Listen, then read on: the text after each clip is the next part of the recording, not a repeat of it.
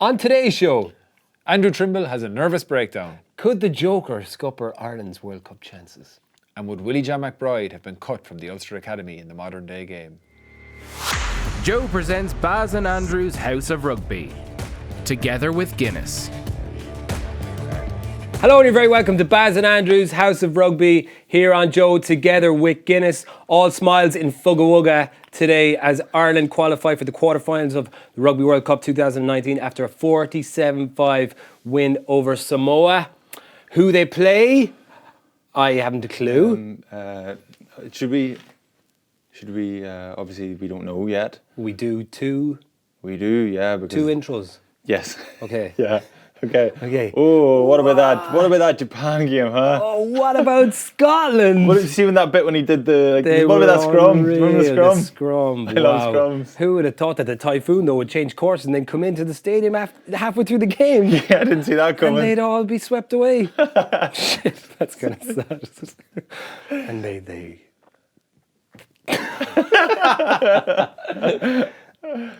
Or. They get disappointed the game is cancelled, wasn't it? Bit of a shame, bit of a stain on the Rugby World Cup. Yeah, what were they thinking? Yeah. Idiots. But look, Ireland versus insert name here. Ireland versus New Zealand in the quarter-final. What about Ireland versus that Southern Hemisphere team, huh? Sure, they're huge. How will we do against them, huh? Well, look, we can focus on the game because it was a great result and a good performance. We're going to have Fla on. He's on the way to discuss in more detail Ireland's win against Samoa.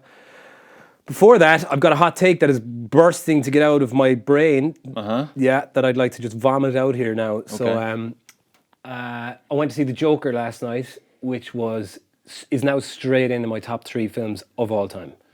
Behind Barbed Wire and Jaws. Didn't have enough sharks to top Jaws. Not enough boobs.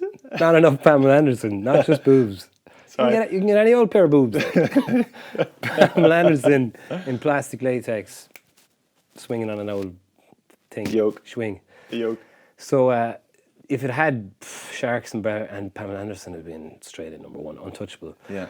But despite not having that, Joaquin Phoenix, is that how you say his name? Boobs. Sharks with freaking laser beams and boobs. Joaquin Phoenix just riding them around. Is it Joaquin Phoenix?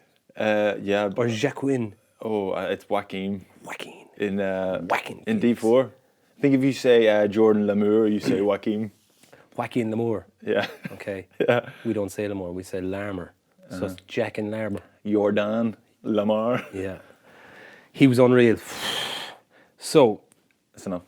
Cut to the chase. Premise of the film, you know what the Joker's about. You know he's laughing, he's a clown. Yeah. But like we've always seen him from the perspective of Batman, which is like Batman's class, and here's this little gold bag on the side, just trying to whatever he'd be trying to do to him.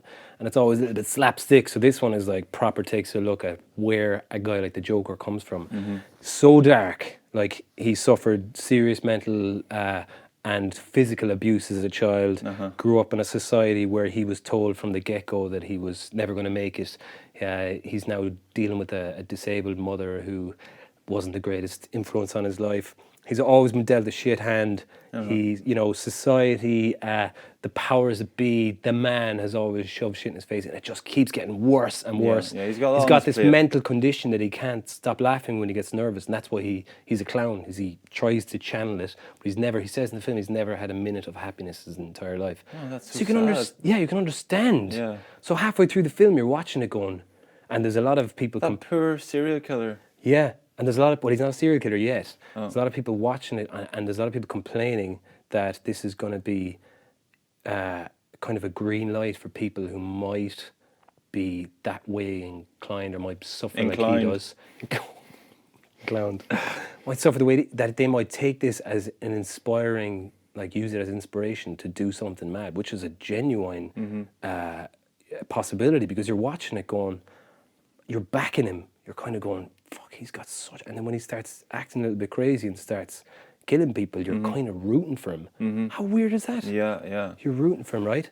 So, like Gotham City, right? It's still Gotham City, so that's like the world in a little under a microscope, and within that city you have the good, the hero that is Batman. You've the innocent victims. You've got all the politicians. Then you've got the evil bad guys as well. So it's all in a little micro environment. But it could also be looked at as like I'm sure this is what some comic nerds have looked at. That this is the inside of every single person's head. Like we've all these different things going on. Yeah. All these evil voices, all this, and it's however your life path goes that you go a certain way or another. As in, you become a Joker, you become a Batman. Yeah, right. So you could look at it like that, and then you could look at it as Irish rugby is Gotham. Yeah. The whole of Irish rugby is Gotham City, right?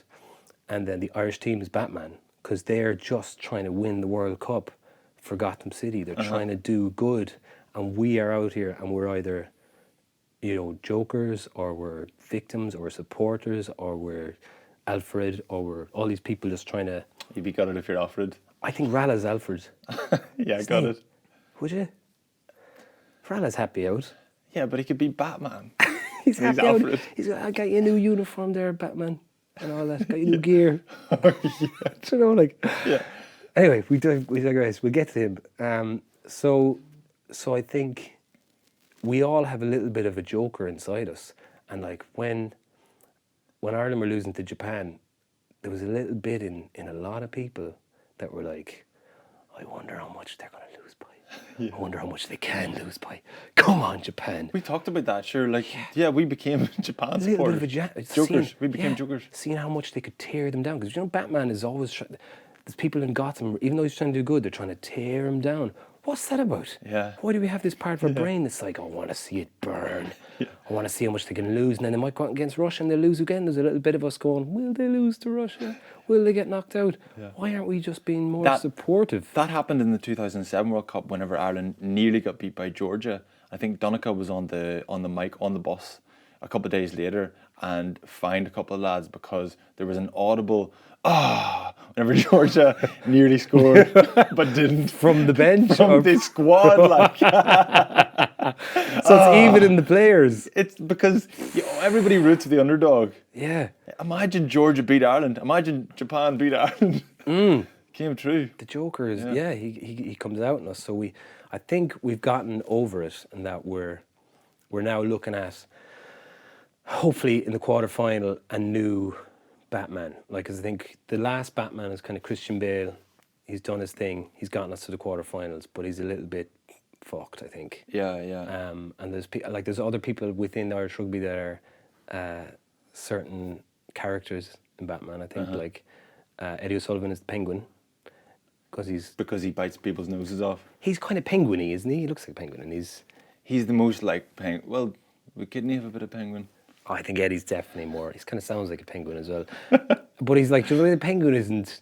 He's grand, like he's not as evil as the Joker. Yeah. He's like, so that you'd go for a pint with the penguin. I think he'd be, Yeah. Batman. He's very violent, the penguin. Is he? Because penguins obviously are our. They're useful penguins. They're resourceful. Yeah. I given us Catwoman. Okay. Because They're sexy. she's grand. But she's grand. Like she's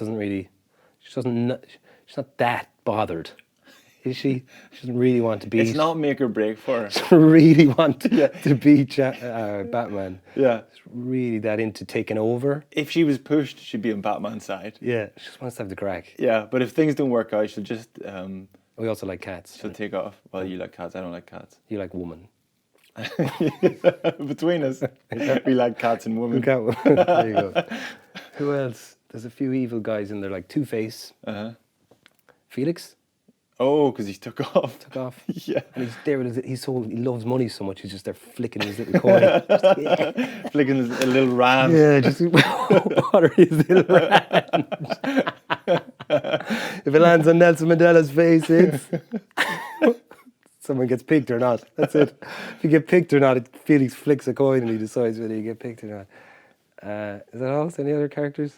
Riddler. Riddler. Don't know who that would be. Jeez, that stumped us. Yeah. So I think we got to move in. I think the new Batman is going to be your man from Oh, Pattinson, yeah. Pattinson, Twilight. Robert Pattinson from Twilight. Oh, See, I think he'd be good. Because, like, he doesn't say much. Do you know what I mean? He's not like he's a bit, yeah. he's a bit like, what's he up to? You know, he's not like hey, I'm a celebrity. He's quiet and he's... But it's still a bit of a jump, is it not, from like a cheesy Twilight series to like he's a good dark... actor, right? He's a good actor, Yeah. and he's I don't know. I think it needs to go in a certain direction. I think he'd be good, like, and I think all the other, yeah, we'll get to that. Is that all? Is that enough for hot take? Yeah, that's good stuff. So we're like, so we're kind of now we have to go back to supporting Batman. We need to be like, what's the dude, the police chief, Commissioner Gordon. Commissioner Gordon, very supportive. Yeah, Get out that bat torch. yeah. Come on, Batman, win the quarterfinals. Yeah. Had you a good weekend? What did I do? Went to mini rugby with my young fella this morning, and there's no coaching involved, no coaching at all. It's stuck in the mud, which is going to impact a theory I'm going to introduce when Fla comes on. I love stuck in the mud. Yeah. Very You know what they've done though? underplayed game, or is it just because I'm an adult? I think we don't play stuck in the mud nowadays. But you know what they do now? What? They don't. So when you get stuck in the mud, you don't climb under to free someone anymore. They put their hands out and you flush the toilet. You push their hand down to flush the toilet, and that frees them. What's that Kids. about? Is Kids this? Are they nowadays. gone so weak that they're not able to get down on their hands and knees? Yeah. Or is they afraid that they'll Get dirty. get dirty? Wet. Is that what it is? I assume it. Well, For wet and Jesus' cold. sake. But you're stuck in the mud. Yeah, I know. Get down in the mud. My God. I know, it's disgraceful. Not one. My children will be down face And down. mini rugby face now, down in that mud. they're not playing games at this stage. But you know, in mini rugby, they don't play till they get a winner. They just play for fun. It's not like next try wins. Yeah, not like back in our day. Yeah. When there's winners, there's winners and there's losers. Am I the loser? It's only because you're the only other one here. The typhoon. The typhoon. I couldn't be arsed talking about the typhoon. It's a super typhoon, Baz. Yeah. Did you know that?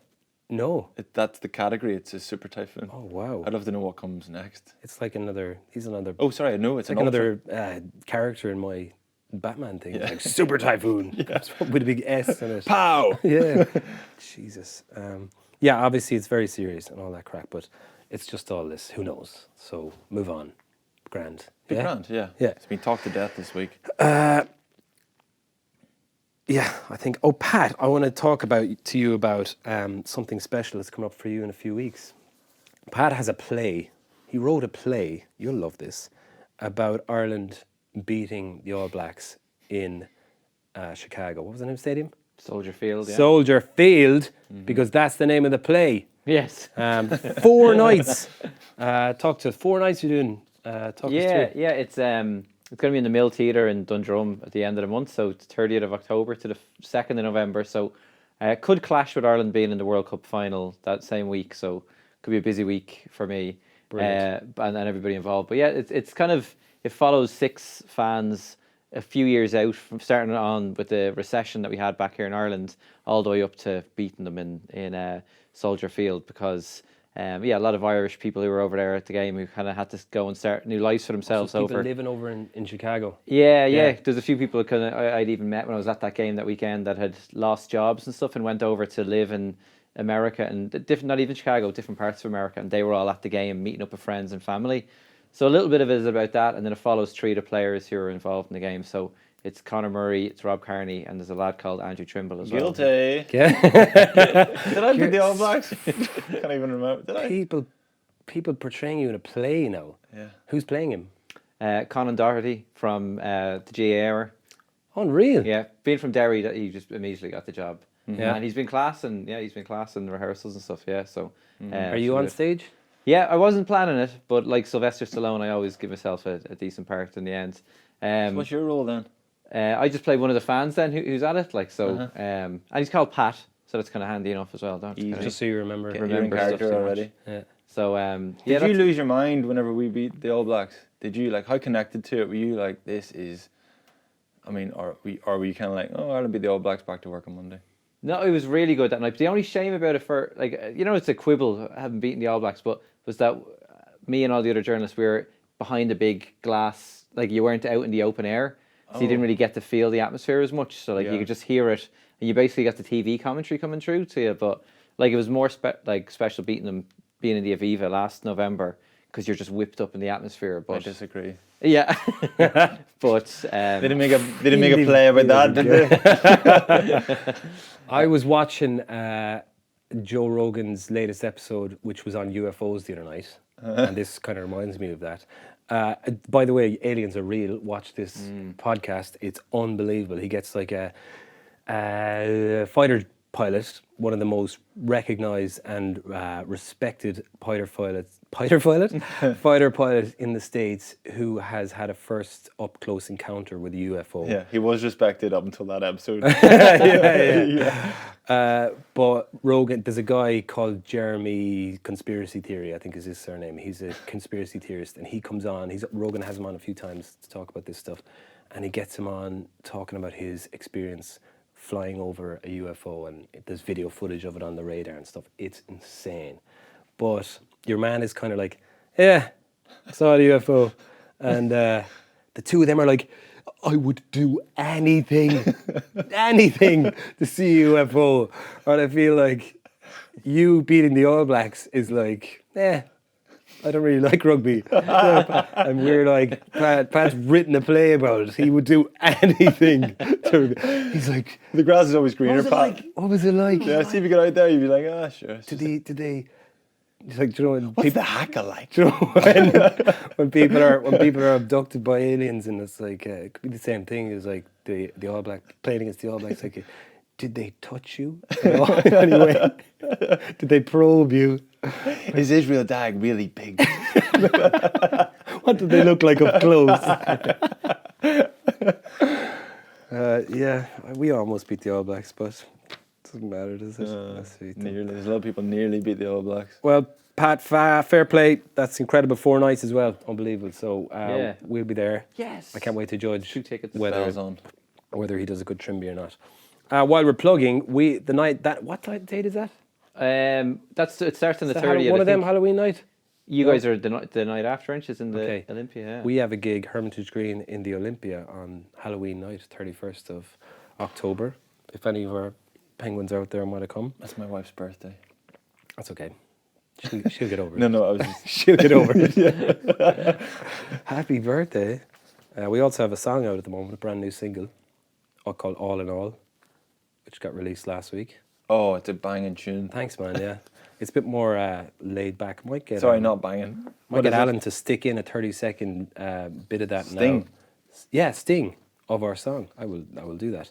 And then the rest of you can go to Spotify to listen to the rest of it. So we'll take a break now, and we'll get Fla on after this little tune. Sting. All right, welcome to the show and to the couch, Fla. Before we start, I just want to thank the family of Laura Brennan for sending us these personalised HPV vaccine jerseys that are incredibly tight. But No, we're incredibly big. but they're lovely. Laura Brennan very sadly passed away from cervical cancer, and she spent the last 18 months of her life using her voice to promote the HPV vaccine. So if you'd like to support that, please go on social media and use the hashtag thanks Laura. Right, Fla, I had you included in my Joker Batman thing, quite kindly. Eddie O'Sullivan was the Penguin, was he? Who was Joker again? We are all a little bit of Joker. Oh, do you know who's Joker? Do you know that one journalist that I'm not allowed to say his name, who's the hogweed? He's the Joker, and then all the other people that follow his word of absolute bullshit journalism are his minions. So like that's what the Joker has, all these little people following around. Do you know his little Goths. They're goths. Or like emo kind of. There's just people who have got some reason that they want to see the world burn. You know what I mean? And it's like, fucking, no, they're poison, right? So that's the Joker. He's the king of the evil ones, but then it trickles down to less evil ones, like the Penguin, who's, you know, you'd still go for a pint with Eddie, like, and stuff like that, even though... oh, yeah. Wouldn't you? Oh, yeah. Definitely, first guy I'd call to go for a pint. Yeah. So I was saying like ex-players are Batmans through the ages. Now you were part of such a successful Irish team that I'm going to include you in the Christian Bale era, as with the current team, that you come out of it looking quite good, but then you go back through the ages like Michael Keaton. He's one of the original ones. He was like the 1990s Batman he was actually quite good, despite like with the times in the 90s. Physically didn't look great because it wasn't professional back then, but he was like an Eric Elwood. He was still a good Batman, but didn't really have many tricks up his sleeve, or he had like that little rope with the claws on it. Yeah, that was it. And then he had to like wind it back in. So he wasn't trained up quite well, but he was still a good Batman. I thought he was decent. Yeah. But then you get into the 2000s and you're like, George fucking Clooney was Batman. Like, and you know what? It's like that guy in the 2000s he looked the part. He looked like he should be a good Batman. Yeah. He's big, he's good looking, he talks the talk. Like, he's been in the gym for probably ages. Kevin Maggs. He's quite but he's a shit Batman. Probably not Kevin Maggs. Kevin Maggs is good. He's a good player. Yeah, he played 70 times. He's a good player. We need someone who wasn't a very good international, but yet got capped and should have been potentially a good player on paper, but never quite. I thought made their it. evolution was like Ireland were kind of shit in the 90s, weren't they? And then then was it around 2000 when Gatlin came in? He kind of got like they were basic, they were well organised, they had a good set piece, good kicking game, not much attack, and then they put Drico in the mix, and they were good after that. And then the Penguin came in and took care of Gatland. And bit his nose off. and then Look, I'm not saying they run side by side. yeah, it's kind of hard. A perfect analogy. It's not a perfect analogy. But then you lob Ben Affleck in the middle of it, and you're like, oh Jesus Christ, how did this guy ever play for Ireland? What about Adam West? That's his name. When they were like, Oh, he's Willie John McBride. but he was good. He was good, man. Willie John McBride was really good. Adam West was good. He was good at his time, but imagine Willie John McBride played now. Yeah, imagine Adam West. Imagine you released Adam West playing Batman now. Like, Willie no John McBride more- would be standing beside someone in the line and he'd be this, let me tell you or something, and your man would be like winning the ball. What the fuck's that old fella talking about? And he'd be like, Willie John McBride's like, pow, pow.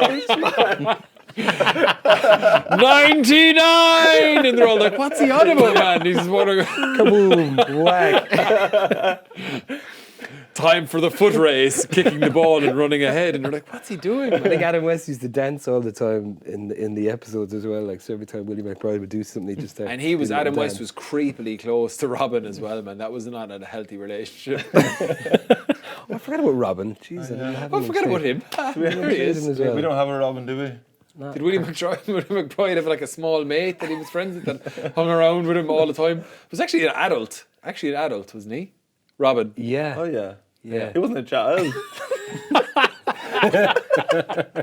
That's dangerous. Yeah. Oh, where's the podcast going? Robin, what have you been doing? I haven't seen you for days, son. Get home and write this minute. Oh, that house got burgled. Let's take my 11-year-old son out with me and put him in a little costume. You check upstairs.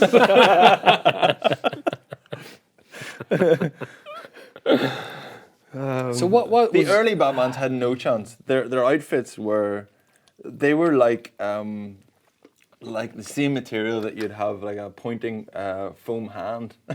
A foam, basically. There was no shape to them. They were just No, chewy. the early ones were like when it's cold and your mum has to put on tights that keep her warm, but they're not sexy. Not that your mum ever would.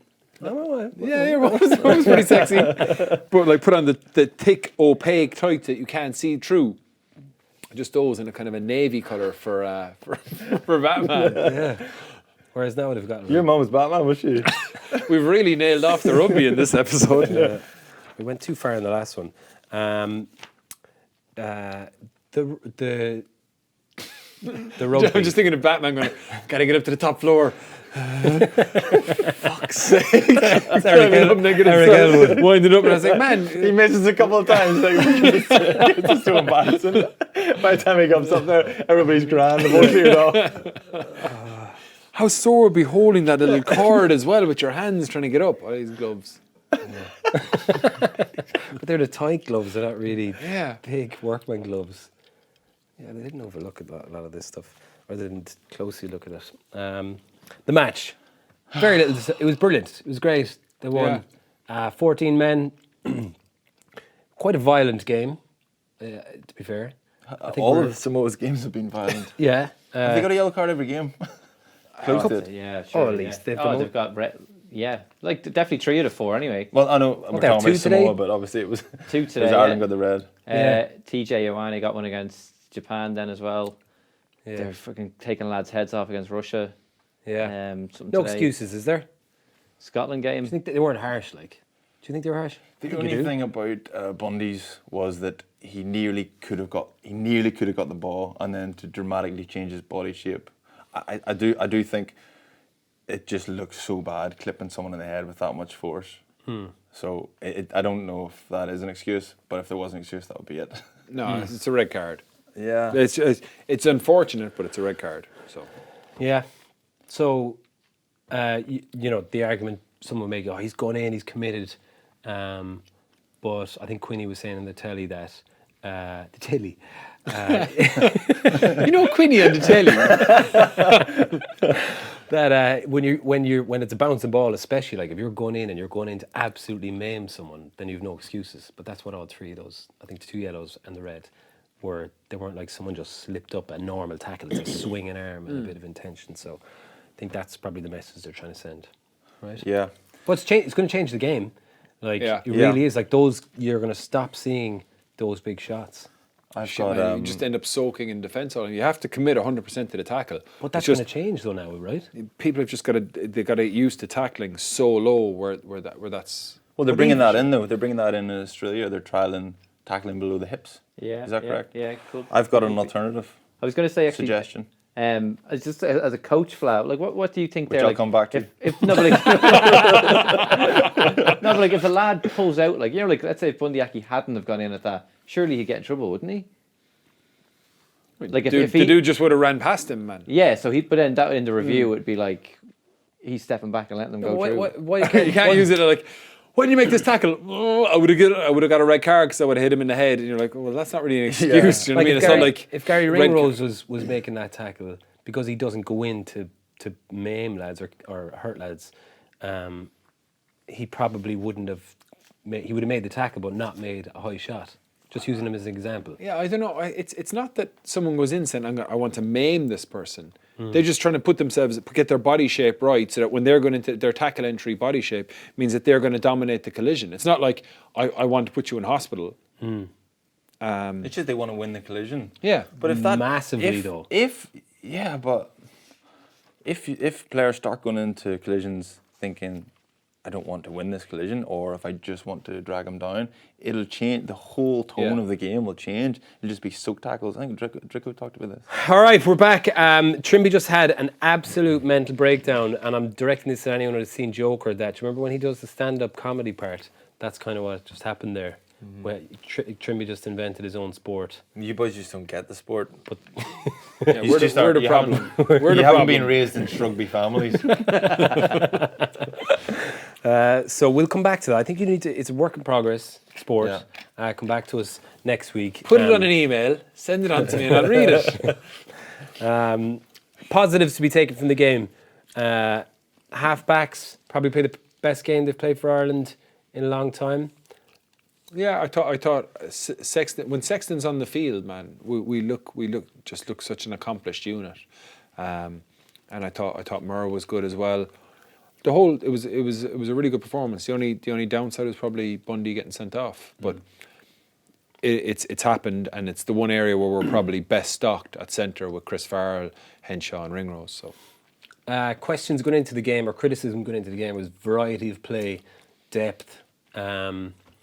Taking the ball at pace, injecting a little bit of pace. And this is attack-wise, because I don't think there was too much in today's game that you could judge on defence. But attack-wise, do you think they? we got a guy sent off. Yeah, I suppose, but like systemly. Yeah. Did you think you'd seen a lot more positive play? I think Ireland play best when they use their kicking game and as a foundation and layer everything around that. I think they've tried to add more variety in their game, but you don't want to go away from what you're best at. And we're best in structured game. We have a really good scrum. Our line-out is important for our launch plays. So that's and we've seen what happens when that doesn't function for us. But by and large, it's generally good. And I think with Murray and with Sexton, you've got two of the best kickers of the ball.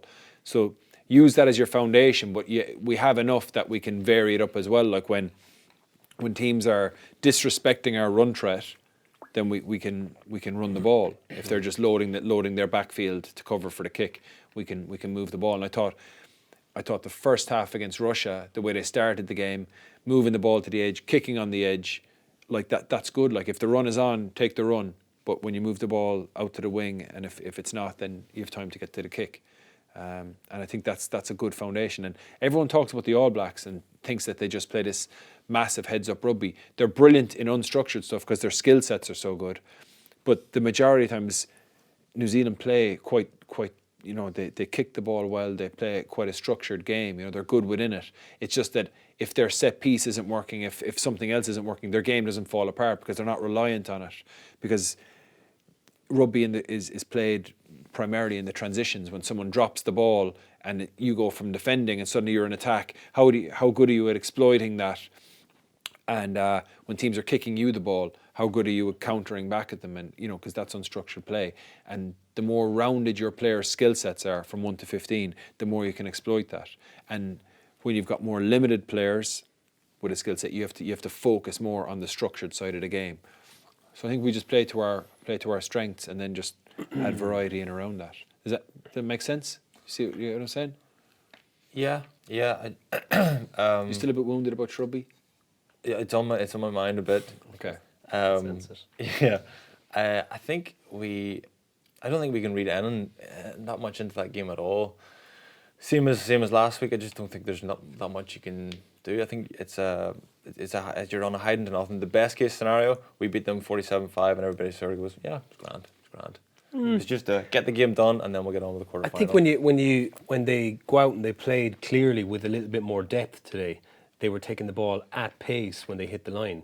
That was, for me, someone has flagged it within the camp. I mean, everyone else outside was saying it, so I'm sure they're aware of it.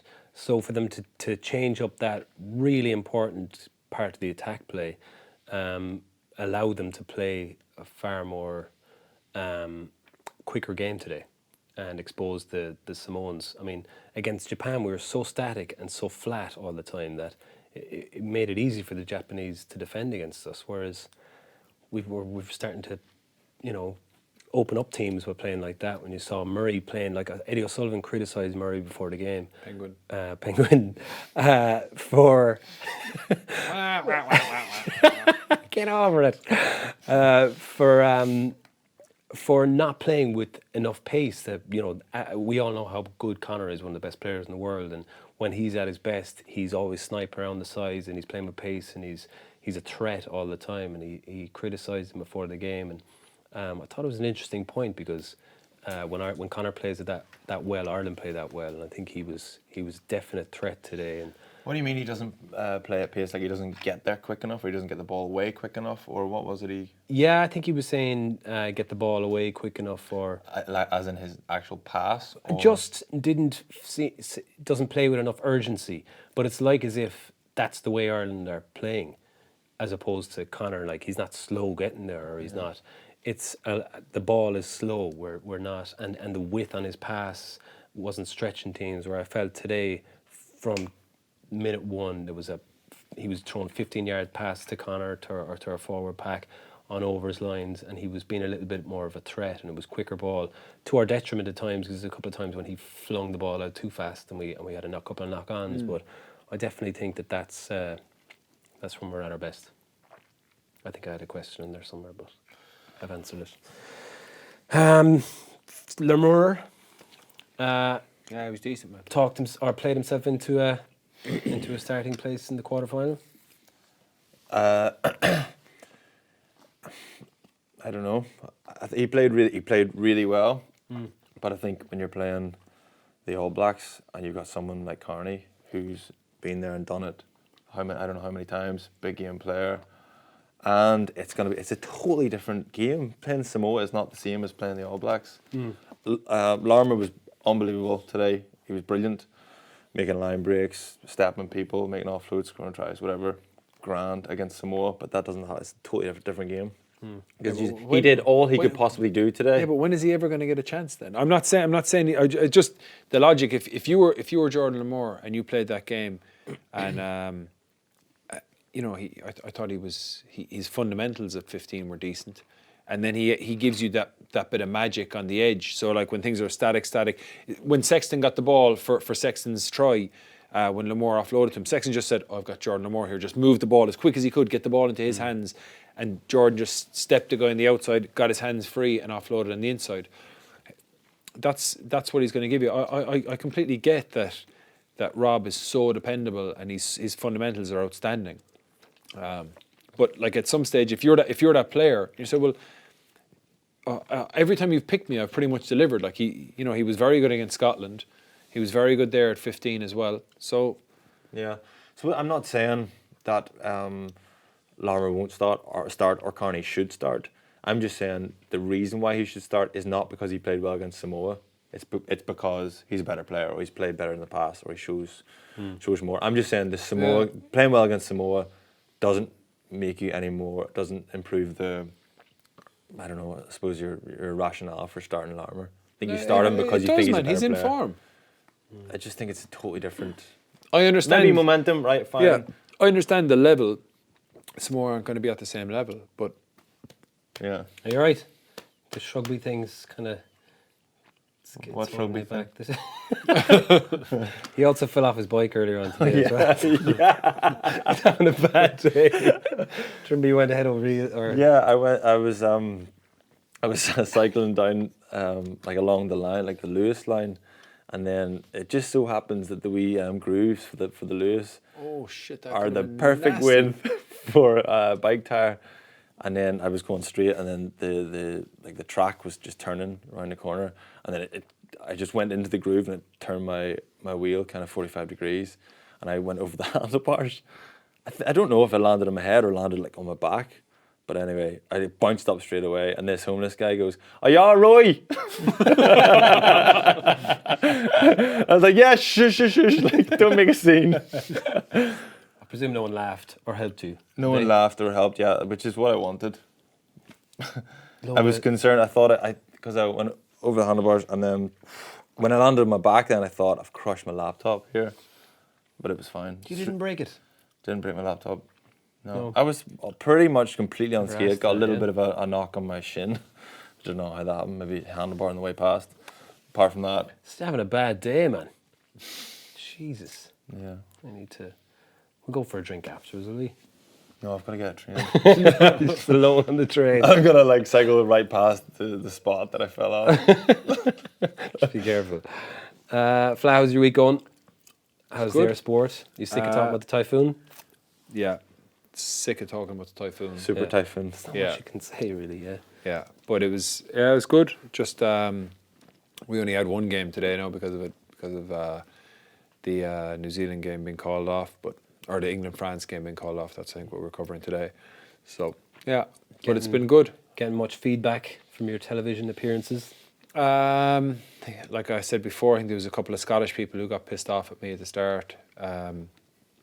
But far less Samoans around. Yeah, the Samoans haven't. But I didn't say anything derogatory about Samoa, but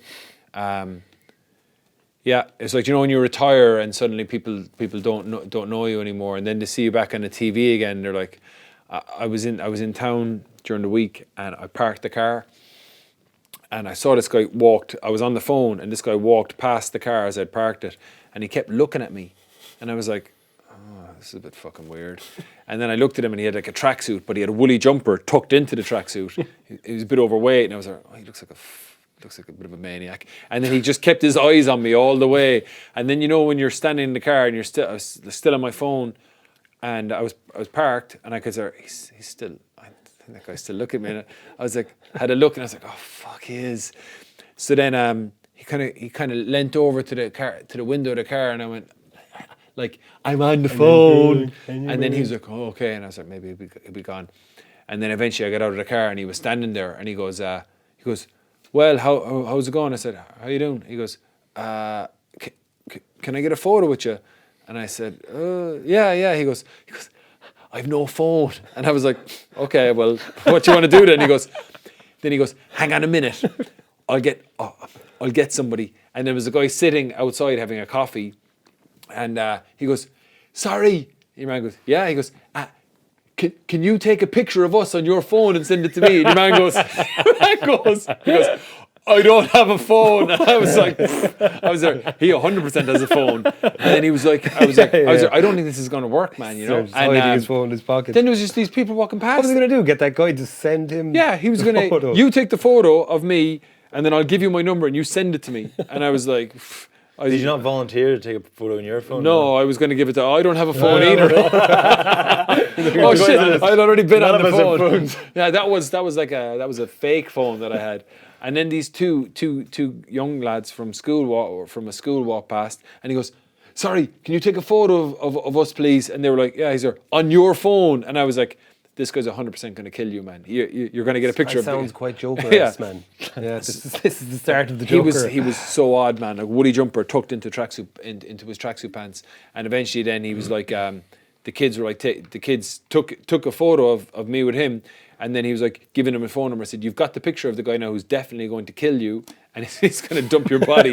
And the young fellow was like laughing, and I was like, "I'm serious, man. Don't give this guy your number." And then the dude he was laughing nervously. Yeah, dude went away, and then the young fellas were like, "Oh, Felix is a traitor," or something like this to me. Like, and I was like, "Yeah, he is. That's true." Two-Face. Yeah, it was pretty weird. It was pretty weird, but that's as much as I got from it. Wow. That's not what you expect when you get back in the TV. You're like, yeah, I'm back in the limelight. Yeah, could be looking cool. All the good times are back again. Yeah. Well, that was Limerick City, and we're back in Limerick City. This Thursday night, we've our second live show of the season. It's going to be class. We're in 1314 Pub, which happens to be Jerry's Bar, coincidentally enough. But yeah, I'm very excited about that. You're looking forward to coming to Limerick? Yeah. I'm looking forward to the show. Yeah. We'll have the crack. Not in love with Limerick. Why not? What's a Limerick ever do to you? Bad experiences there, I suppose, coming to Munster, getting your ass handed to you. Regularly, yeah. Did you, yeah? Yeah. What's your ratio of winning, do you reckon, in Thomond Park? We've won... Yourself, personally? Yeah. Yeah, I've won maybe 2 or 3 times in 12 years. Not great. You played a quarter final in Europe. Yeah, I played that. Yeah, that was a pretty big one. That was one of my favourite moments in an Ulster jersey. Yeah. As a reflection of what it's like going down to Thomond in Europe. Were you playing that night? No, I was injured. But I remember the difference. I don't know if this is a bit controversial now, but when we used to go up to when it was Ravenhill years ago, I used to hate going up there, man, because you used to get abused, man, by the supporters there, and the ball boys. I knew you were going to bring it. I've heard you say this. The ball You've had boys, an issue with the ball boys at Ulster for years. Because you go up and you'd be like, you dry the ball, or give me the towel and the ball, and they just go up and just drop the ball in front of me, and I'd be like, you fucking, and I'd be a camera there, I'd be like, you little rascal, and then so like I hated, like I remember we used to get a lot of stick, like nasty shit, man, when we were there, and then they're salt of the earth. This was years ago. Still. And then after that, like when they beat us there, like I just met so many Ulster supporters, and they were like just down to party in Limerick, man. They had such a laugh. It was and then when we've gone up to Kingspan now, when I was coaching up there, like the supporters are all pretty sound up there. Yeah. But there's obviously an element that you weeded out. Not sure if the ball boys are still dicks. I'm sure they're probably still not ball boys there now. They're probably playing now. Yeah. It's probably 15 years ago, but that was my little beef with Ulster years ago. The ball boys, that's first world problems. Mm-hmm. You've no beefs at Limerick?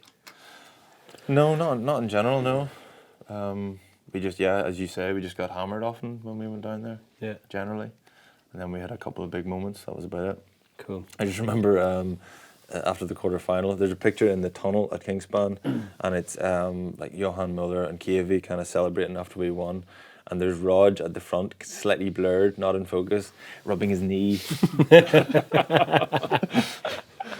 a nice little illustration of where he was at. Yeah. He came in to the change room afterwards and congratulated us. Did he? Which was very well received. Yeah. Is that still done? Like when you were coaching last year, would you see a little bit of that?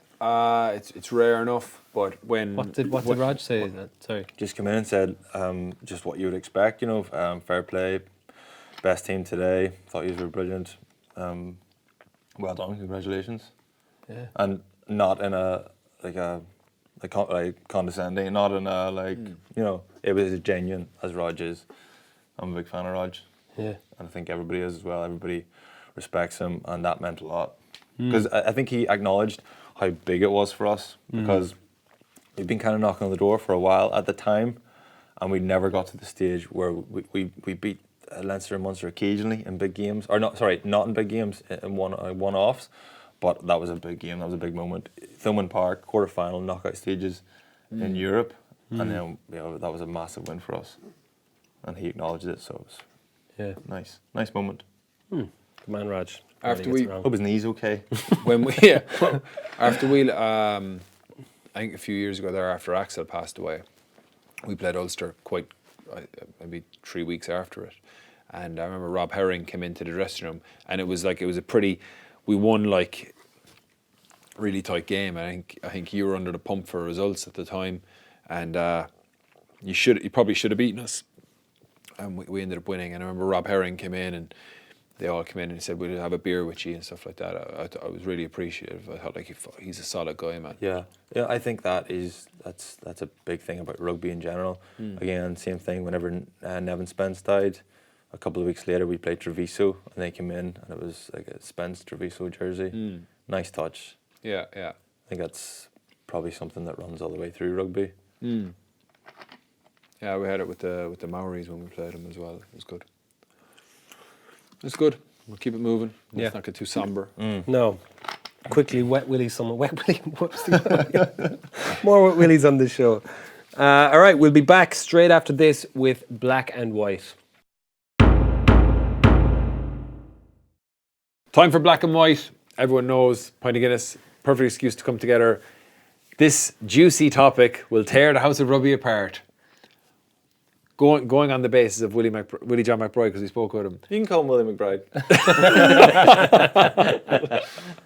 Sorry. That Willie John McBride would have been as successful in the modern day game as he was in the past.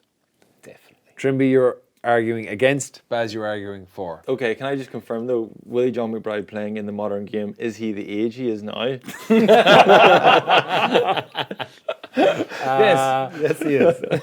No. Okay. No, he's put in a time machine. He's put in a time machine, and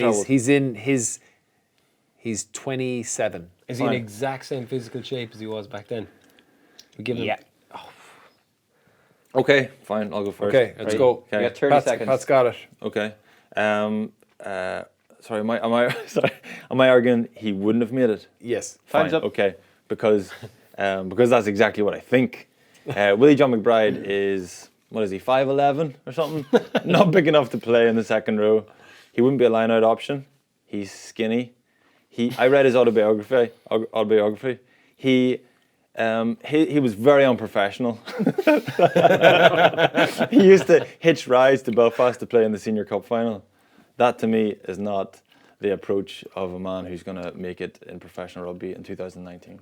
Wow, done. Perfect. 3 seconds is fair. Man, have you seen his footwork in those videos? I know it's really hard to tell in those videos back then because it's in black and white and it's kind of scratchy TV, but he's like really sharp footwork, even though he's wearing those boots that are like a ton in weight, and he's also carrying a rugby ball that was like a medicine ball. So imagine him when he's just like with a little light ball and with those lightning fast boots that make you faster. No. He has to bring his boots with him. No, he doesn't. That's not bad. He can wear whatever he wants. And he's just so much. He doesn't have the distractions of the phone all the time, so he's going to be way more clued But his in. pipe. He can breathe pipe, and he just All right, time's up. But when he arrived in 2019, he got a phone. not. And he no was interest. like, holy crap, this is unreal. He was straight on Tinder. He's still a lot. So he has. He probably. Imagine what I he'd think of presume he has a UFOs. phone now, man. So Yeah. No, but he didn't have Well- any interest. He was too busy with the UFOs thing. He couldn't get over that first and foremost. I think I'm gonna go with Baz on this one. Well, how do you do, Willie John McBride? Willie McBride. Thanks, Jerry. I'm gonna I'm kicking based your on the ass. fact that if you took a guy who played with those shitty boots and those really heavy balls and gave him like the light ball and gave him good boots now, I think he'd be even better. And the only reason he was hitching, man, is because that's probably how they got around in those days, on donkeys and stuff like that. No, he'd be like Crocodile Dundee when he arrived in New York that time. He'd be like, what's this, a B-day? But he was beating up lads. Crocodile Dundee. Washing his ass. Yeah. Willie John McBride will get his head kicked in.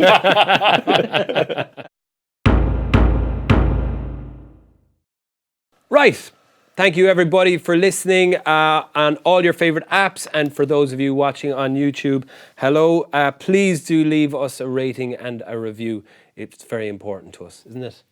Yeah, we need to start reading them out as well, Oh, yeah. our reviews, Yeah, we should. because we want to reward our penguins. Yeah. Like any penguins have got any nice reviews or any conspiracy theories, I support them as well. Yeah. Please get in touch with us. The wackier the better, and we'll definitely read them out. We will read anything. Yeah, often the more untrue, the better. Yeah, fact. Cheers to everyone that was involved in making the show this week, to Pat, Alan, Colm and Anthony. This has been Baz and Andrew's House of Rugby here on Joe, together with Guinness. Party on. Party on.